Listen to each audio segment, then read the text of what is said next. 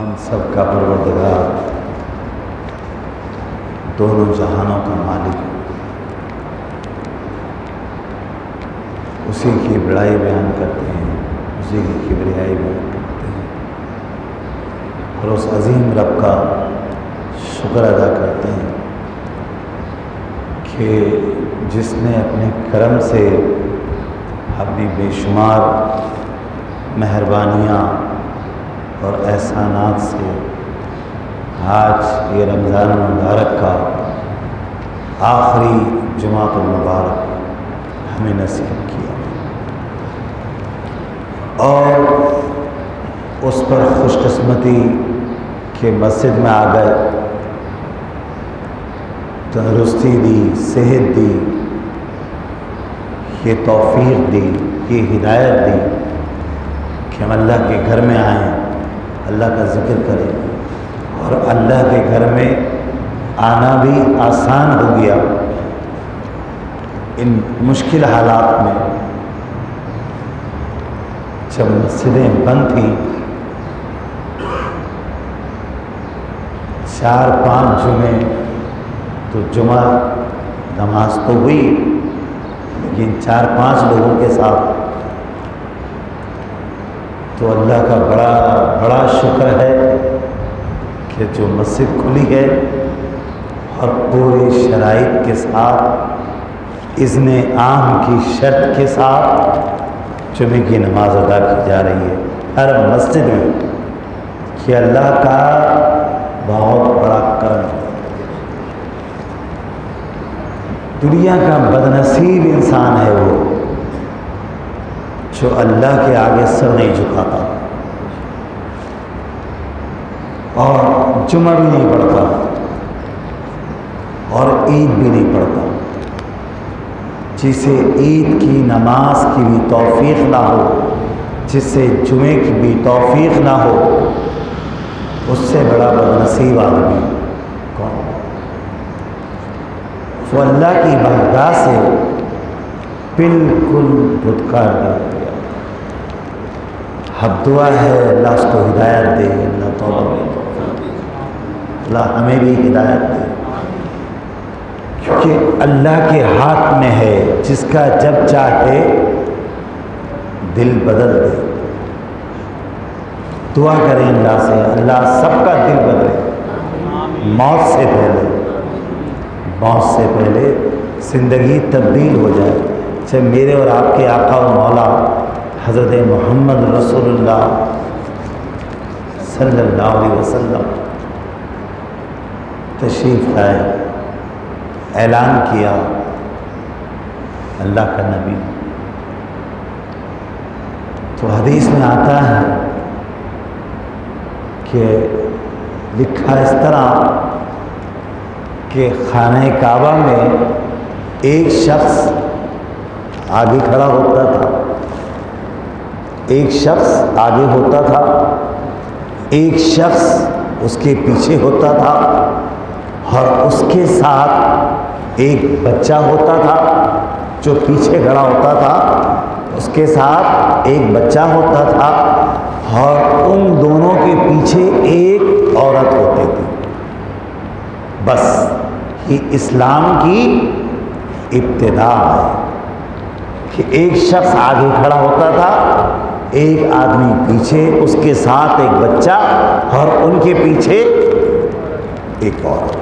جو آگے تھے وہ حضور اقدس صلی اللہ علیہ وسلم، جو پیچھے تھے وہ سیدنا صدیق اکبر رضی اللہ تعالی عنہ، اور جو بچہ تھا وہ حضرت علی المرتضیٰ رضی اللہ تعالی عنہ، اور جو پیچھے تھے، پیچھے خاتون تھی، وہ ہماری ماں حضرت خدیجہ الکبریٰ رضی اللہ تعالی عنہا۔ یہ اسلام کی ابتدا تھی۔ سارے صحابہ کافر تھے، سب کفر کے اندر گرے ہوئے تھے، لیکن قربان جائیں محمد نبی کی تعلیمات پر کہ اتنے صحابہ آخری خطبے میں جب اللہ کے محبوب علیہ السلام آخری خطبہ ارشاد فرما رہے تھے تو 1,24,000 صحابہ حضور کے سامنے موجود تھے، جہاں تک نظر جاتی تھی حضور کے صحابہ موجود تھے، اور حضور ہی کے اعلان کر رہے، میں نے پہنچا دیا میں نے تم تک اللہ کا پورا کام مکمل کر دیا، میں نے اللہ کی ساری باتیں تم تک پہنچا دی، اب تمہاری ذمہ داری ہے کہ تم ان تمام باتوں کو آگے پہنچاؤ۔ اور اب اس دور میں اس امت کے علماء جو ہیں ان کی ذمہ داری کہ اس منبر کو صحیح طور پر استعمال کریں اور لوگوں تک اپنے محبوب کی، اپنے آقا کی صحیح باتیں لوگوں تک پہنچائیں۔ اب یہ دور گالیاں بکنے کا، نفرتیں پھیلانے کا، آگ لگانے کا نہیں ہے۔ اب دور وہ ہے کہ جو دور اللہ کے رسول کا شروع ہوا تھا کہ حضور علیہ السلام نے اپنے صحابہ میں اللہ کی توحید کو مکمل طور پر بسا دیا اور اپنی رسالت کو کہ میں کون ہوں، میں کون ہوں، اللہ کا رسول۔ کون سا رسول؟ آخری رسول، میرے بعد کوئی رسول نہیں۔ تم سب یہ بات اچھی طرح سن لو کہ اپنے صاحب بتا دیا اللہ کے رسول نے، میں جو اب آیا ہوں اللہ کا آخری نبی بن کر آیا ہوں، میرے بعد قیامت تک کوئی دوسرا نبی نہیں۔ کہ کتنے ہی یہ قادیانیوں کا فتنہ زور مار لے، کچھ نہیں ہوتا۔ حالانکہ اس وقت ان کا زور بہت زیادہ ہے، ان کے معاملات بہت زیادہ ہیں، لیکن کچھ نہیں ہوتا، چونکہ اللہ نے قرآن میں اعلان کیا، جو میں نے آیت پڑھی، ما کان محمد ابا احد من رجالکم ولکن رسول اللہ وخاتم النبیین، کہ محمد صلی اللہ علیہ وسلم تم میں کسی کے بھی باپ نہیں ہے، ان کو اپنا باپ مت سمجھنا ہے، تمہارے باپ نہیں۔ ما کان محمد ابا احد من رجالکم ولکن رسول اللہ، یہ اللہ کے رسول ہیں، وخاتم النبیین، اور خاتم النبیین، ان کے نبوت کا معاملہ اللہ پاک نے مکمل کر دیا، اور جتنی سارے نبیوں کو فضیلتیں دی، بزرگی دی، کمالات دیے، معجزات دیے، جو ان نبیوں کو اللہ نے عطا کیا وہ سب جمع کر کے اپنے محبوب کی ذات میں اس کو مکمل کر دیا۔ کتنے صحیفے آئے، ابراہیم علیہ السلام کا صحیفہ اور دوسرے پیغمبروں کے صحیفے، حضرت عیسیٰ علیہ السلام کی انجیل، حضرت داؤد علیہ السلام کی زبور، حضرت موسیٰ علیہ السلام کی تورات، اور نہ جانے کتنے صحائف جو اللہ کریم نے نازل کیے، اپنا کلام، اپنی باتیں اپنی کتابی صورت میں اللہ نے بھیجی۔ ان سب کے مجموعے کو جمع کر کے اللہ نے اپنے محبوب پر نازل کر کے فرمایا، یہ ہے میرا کلام، میری کتاب آخری جو میں نے اپنے محبوب کے سینے پر، اپنے محبوب کے دل پر نازل کر دی۔ اور حضور نے فرمایا دو چیزیں یاد رکھیے گا، دو چیزیں چھوڑ کر جا رہا ہوں، ان دو چیزوں کو مضبوطی سے پکڑ کے رکھنا، کبھی گمراہ نہیں ہوگے، کبھی دین سے نہیں ہٹو گے۔ پہلی چیز اللہ کی کتاب، اللہ کا کلام قرآن مجید، اور دوسری میری اہل بیت، میری اولاد، میری پاک بیبیاں، میرے بچے، میرے صحابہ، مجھ سے نسبت رکھنے والے، ان سب کے ساتھ تم وابستہ رہنا، ان کی اطاعت کرنا، ان کی اتباع کرنا، تم کبھی بھی گمراہ نہیں ہوگی. ہم نے چھوڑ دیا تو چھوڑ دینے سے ہم خود تباہ ہوئے، کسی کا کچھ نہ گیا.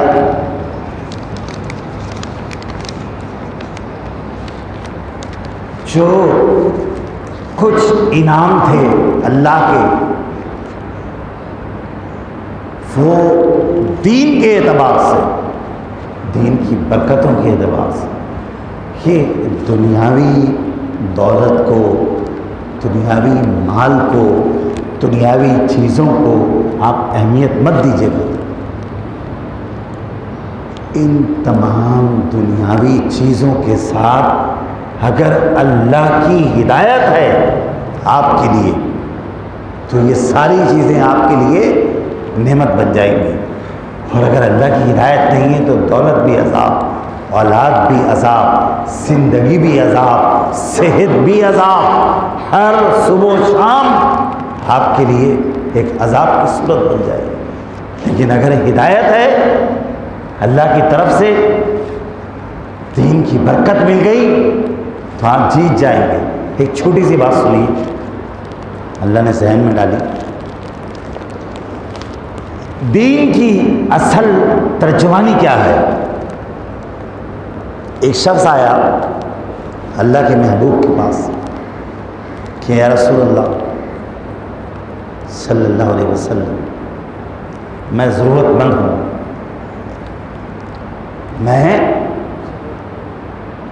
زور سے بولیے، میں بلواتا یوں ہوں کہ مجھے پتہ چلے آپ سمجھ رہے ہیں. چونکہ یہاں جب سب کچھ ہو جاتا ہے نا، پھر بعد میں لوگ کہتے ہیں پتہ ہی نہیں آپ نے بولا کیا، پتہ ہی نہیں آپ نے کہا کیا، آپ 1 گھنٹہ بھول گئے، ہمیں تو سمجھ ہی کچھ نہ آیا. تو اس لیے ابھی پہلے ہی بتا دو کہ آ رہا سمجھ میں. چلے شکر، آتا سب کچھ ہے سمجھ میں، بس پتہ نہیں کیا بولا، ہمیں تو سمجھ ہی نہ آیا. چلو اللہ سمجھائے گا انشاءاللہ تعالی. تو اللہ کے رسول نے کہا اس شخص سے کہ عثمان کے پاس چلے جاؤ. حضرت عثمان حضور کے داماد ہیں اور مالدار ترین صحابی، اتنا مالدار صحابی جس کا بینک اکاؤنٹ آج تک مدینہ منورہ کے بینک میں موجود ہے. آج تک ان کی جائیدادوں کی آمدنی آج تک آ رہی ہے اور مدینے کے غریبوں میں تقسیم ہوئی. اتنا مالدار. اب وہ گیا حضرت عثمان کے دروازے پر. اس نے جب دروازے پر ہاتھ رکھا دروازے میں دستک دینے کے لیے تو اندر سے آواز آئی، اندر سے آواز آئی حضرت عثمان کی. اپنی اہلیہ سے کہہ رہے تھے کہ میں نے کتنی مرتبہ تمہیں سمجھایا ہے کہ چراغ کی بتی موٹی مت بنایا کرو، اس میں تیل زیادہ خرچ ہوتا ہے، لیکن تم میری بات نہیں سمجھتی. تم نے پھر چراغ کی بتی موٹی بنائی اور پھر تیل زیادہ خرچ ہوگا، یہ زیادہ خرچہ ہوگا. اب وہ ہاتھ اس کا رک گیا. اس نے کہا اس سے میں کیا کہوں جو اتنی سی چراغ کی بتی کے تیل میں اتنی باتیں بیوی کو سنا رہا ہے، یہ مجھے کیا دے گا؟ ہیں یہ تو ویسے ہی بنیا لگ رہا ہے، یہ مجھے کیا دے گا؟ کھڑا رہا. پھر کہا مجھے تو اللہ کے رسول نے بھیجا، یہ جو کر رہا کرتا رہے، میں اپنا کام تو کرو. اس کا دستک دے. حضرت عثمان باہر تشریف لائے. یہ ہے ہدایت، یہ سمجھیے گا جو میں بتانا چاہ رہا ہوں آپ کو، یہ ہدایت ہے. حضرت عثمان باہر تشریف لائے، سلام کیا. کیا بات؟ کہنے گیا غصے میں ایک فقیر کے دروازے پہ آ گیا، ایک فقیر کے دروازے پہ آ گیا غصے میں. اس نے کہا ضرورت مند ہوں، مجھے اللہ کے رسول نے بھیجا۔ حضرت نے پوچھا کیا ضرورت ہے، ضرورت کیا ہے؟ وہ غصے میں تھا، کہنے لگے ضرورت زیادہ ہے۔ ایسے ہی اس نے اندازہ لایا کہ ضرورت میری زیادہ ہے۔ اس کا ہاتھ پکڑا اور گھر سے چل دیے، ایک جگہ پہنچے جہاں پورا مال تجارت آپ کا رکھا ہوا تھا، جو تجارت کا مال تھا وہ پورا ڈھیر لگا ہوا تھا۔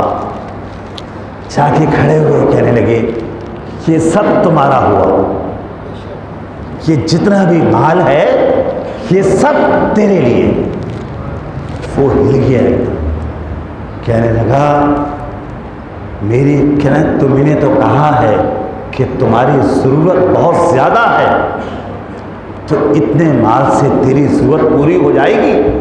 وہ رونے لگا، کہنے لگا حضور میری کہاں اوقات اتنے مال کی، میں نے تو زندگی میں اتنا مال کبھی نہیں دیکھا، میں تو پریشان ہوں اس چیز پر، میں نے تو بڑے غصے میں کہا تھا آپ سے، لیکن میری ضرورت اتنی نہیں ہے، میری ضرورت تو بہت تھوڑی سی ہے۔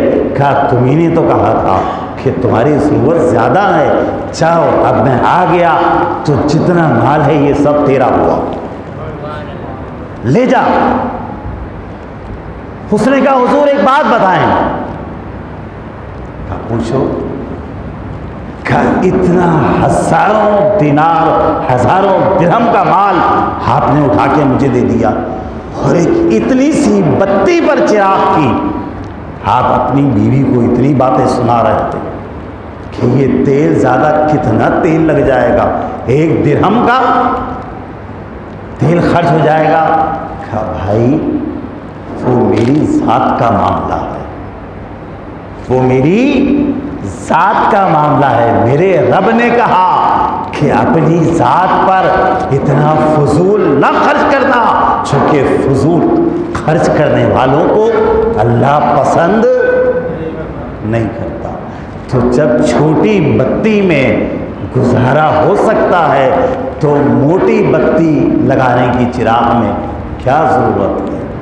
اس لیے میں اپنی بیوی کو سمجھا رہا، اور یہ معاملہ یہ میرے اللہ کا ہے، اس میں اللہ نے کہا جتنا زیادہ میرے نام پڑھ دو گے اتنا ہی کم ہوگا۔ تو میری کوشش یہی ہوتی ہے کہ میں اپنا سارا مال اللہ کے نام پر خرچ کروں۔ یہ ہے دین ہدایت، کہ دولت ہے اور دولت کے ساتھ ہدایت بھی ہے، تندرستی ہے اور تندرستی کے ساتھ ہدایت بھی ہو، اولاد ہو لیکن اولاد کے ساتھ ہدایت بھی ہو۔ جب یہ چیزیں اللہ کی نعمت بنتی ہیں، کاروبار بڑا ہونا بہت اچھی بات ہے، اللہ سب کا کاروبار بڑا کرے۔